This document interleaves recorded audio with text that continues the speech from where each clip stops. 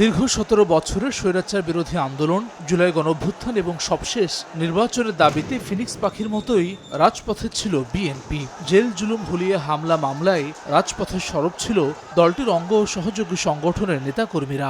শপথ করিতেছি যে আমি আইন অনুযায়ী। এত সব আত্মত্যাগে ত্রয়োদশ জাতীয় সংসদ নির্বাচনে ইতিহাস গড়ে সরকার গঠন করে বিএনপি। তাই সরকারের ৩.৫ মাসের মধ্যে জামায়াতসহ বিরোধী দলগুলো রাজপথে আন্দোলনের হুমকিতে ষড়যন্ত্র দেখছে বিএনপি। নেতারা বলছেন, রাজপথ ভয় পায় না দলটির নেতারা। বিরোধী দল এখনকার স্বাভাবিক পরিস্থিতিকে একটু অস্বাভাবিক করার এক ধরনের অপচেষ্টা চলছে।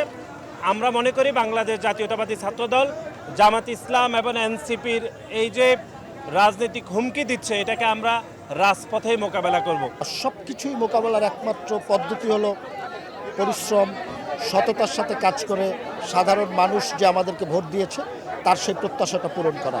যদি সেই প্রত্যাশাটা আমরা পূরণ করি তাহলেই কেবল সকল চ্যালেঞ্জ গণতান্ত্রিকভাবেই মোকাবেলা করা সম্ভব হবে। রেইনবো অ্যাক্রোপ্লাস্টে অ্যাক্রিলিক এমালশন থাকায় মুছে ফেলা যায় যে কোনো দাগ সহজেই। Rainbow paints, colour of joy. ৩.৫ মাসে সরকারের বিরুদ্ধে আন্দোলন জনগণ ভালোভাবে নেবে না বলে মনে করেন বিএনপি নেতারা।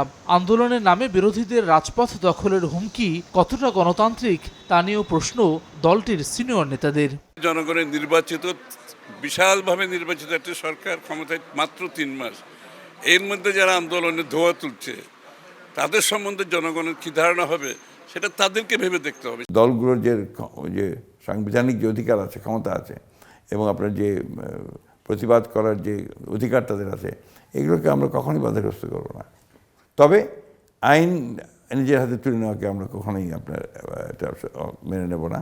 বিশেষ করে আপনার এই মব তৈরি করে চাপ সৃষ্টি করা, এটাকে আমরা মেনে নেব না। রাজপথের পাশাপাশি সাংগঠনিক কার্যক্রমে গতি আনতে মেয়াদ উত্তীর্ণ কমিটি পুনর্গঠনও দলের জাতীয় কাউন্সিলের প্রস্তুতি নিচ্ছে বিএনপি। হাসান ওয়ালি, সময় সংবাদ, ঢাকা।